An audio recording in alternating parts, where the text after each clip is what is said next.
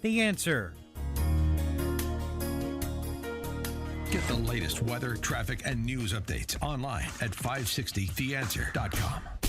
Now, from the Signature Bank Studios. Only the biggest stories, only the biggest guests, and only the biggest opinions. This is AM 560, The Answer. Top of the morning, Dan and Amy. Did Illinois annex Sweden last year, and I missed that? Amy, you would know. Yeah, sounds like it. They have their own version of the Safety Act. Well, actually, it's kind of worse than that. Well, it's just different. They passed a law last year that made it illegal to arrest, detain, or prosecute a child under the age of 15 for any crime. It also erased all criminal punishments for anyone under the age of 15. It sounds like something that We would do here in Cook County? Tim Evans, would maybe he wrote a supporting letter. Right, because the frontal cortex of the brain isn't connected yet to make sound decisions. Not till 26. So 26 or 21? Was it 26? No, it's 26. No prosecutions until you're off your parents' insurance. Exactly. So it turns out, funny thing about incentives, turns out that the criminal set in Sweden is now using, kids under the age of 15 to carry out hits. Yeah, they're dirty work. They can't do it. So like, hey, buddy, I'll give you this amount of money. You're going to do this.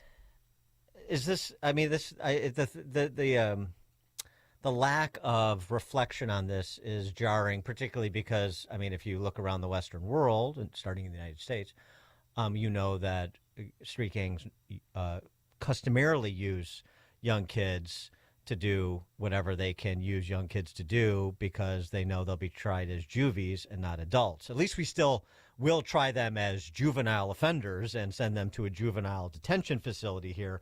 Sweden doesn't even want to do that, and I'm sure those same policymakers are just as shocked at the results as our policymakers are shocked at the results of things like no cash bail, which, of course, Kim Foxx on her way out the door hailed as a great success.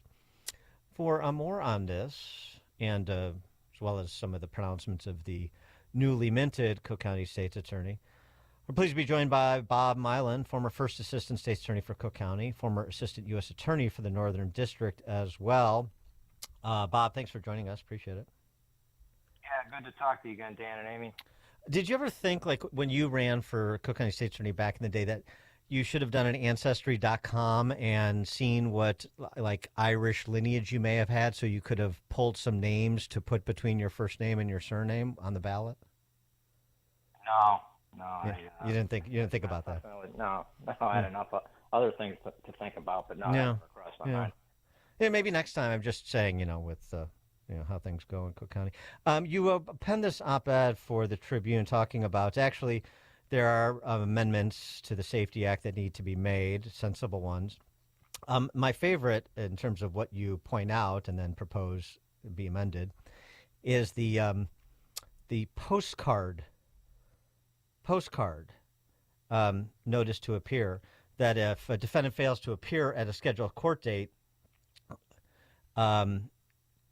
clerks are mailing out notice to appear postcards to individuals charged with felonies. It's like, sort of like with my Pilates classes, I get like a friendly text 24 hours before my Pilates lesson to remind me that I have a Pilates training session. Maybe we should do something like that, do like a friendly text to the felons instead of a postcard, because, everybody's on their smartphone.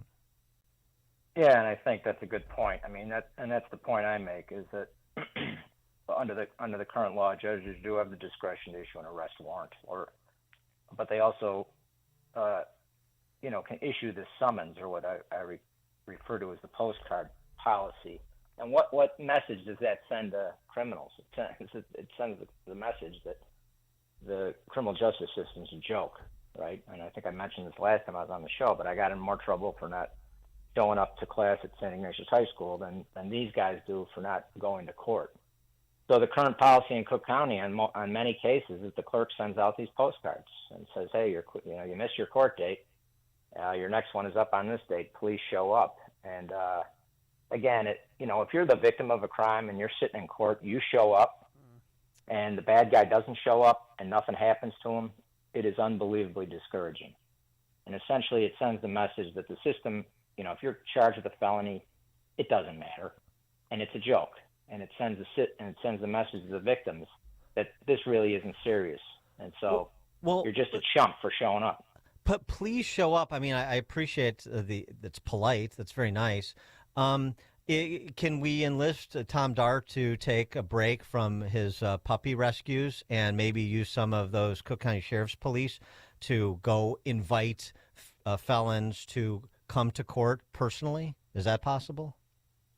I don't think that's the issue. I think the issue is, and I want to go back to the very first thing I talk about and what I wrote, is that the spirit of the Safety Act, and of course that's a misnomer, but the spirit of the act is to let these guys out.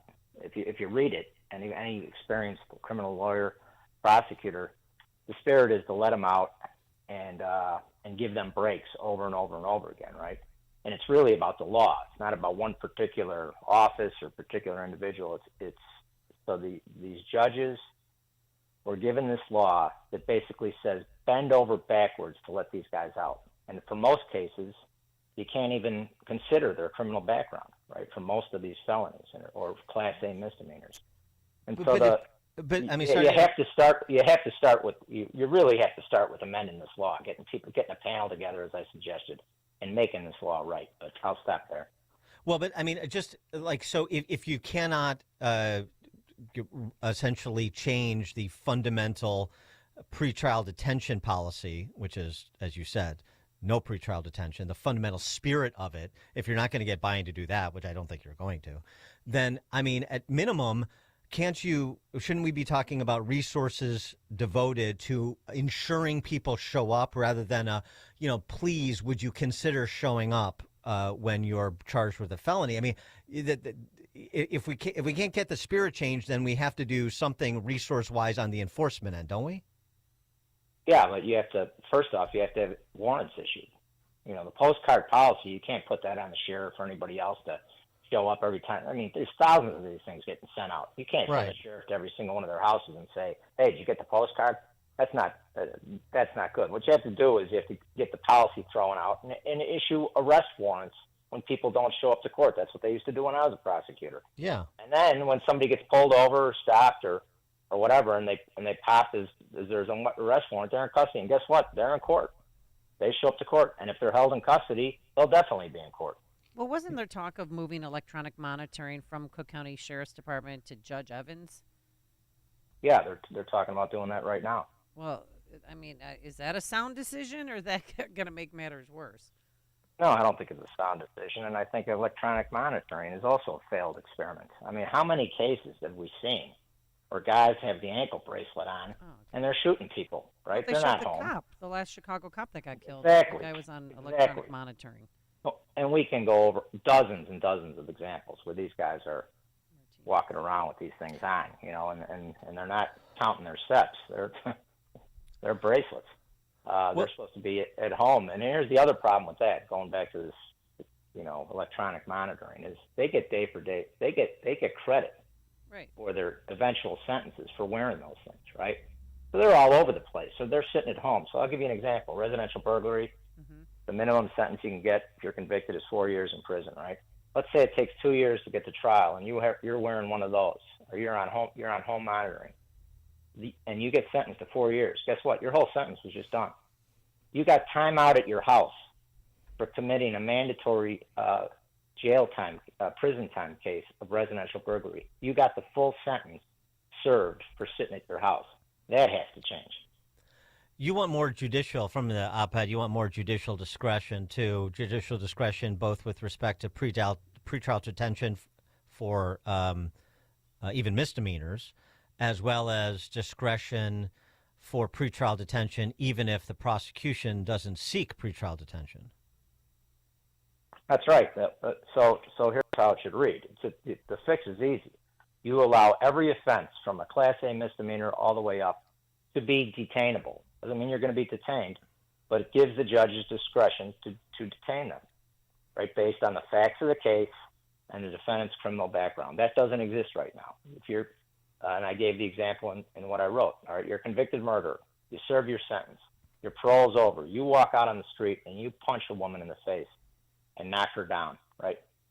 Most 100% of people on this call probably think, Well, that guy's detainable because he's a convicted murderer. He cannot be detained. Right. Under this. Cannot be detained, right? Carjacker, convicted of 3 carjackings, armed carjacking, serves his sentence, serves his parole. They go out and they see him driving a stolen car. He cannot be detained. This is insane.